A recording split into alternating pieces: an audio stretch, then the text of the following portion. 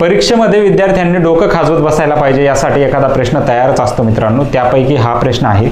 सर्वप्रथम मित्रांनो, उदाहरणामध्ये जेवढ्याही किमती दिलेल्या आहेत त्या पद्धतीने मी लिहून घेतो। आता महेश जो आहे तो सारंगपेक्षा निम्मे आहे। समजा सारंगला जर मी 2x मानलं तर महेश किती असेल, मग निम्मे म्हणजे 1x असेल। उदाहरणाच्या शेवटच्या ओळीमध्ये वडिलांचं आजचं वय 55 वर्ष दिलेलं आहे। आता मित्रांनो लक्ष द्या, उदाहरणामध्ये जी हायलाइट केलेली ओळ आहे ती फक्त तुमचं लक्ष विचलित करण्यासाठी बनवलेली आहे।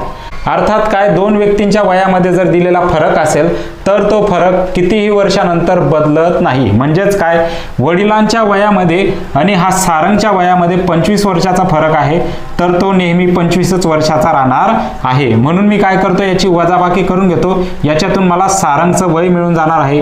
हे झालं तुमचं सारंगचं वय। आता मित्रांनो, सारंगच्या वयापेक्षा महेश हा निम्मे आहे म्हणजे किती असेल, तो असेल 15, म्हणजे आपल्याला महेशचं वय मिळून गेलेलं आहे।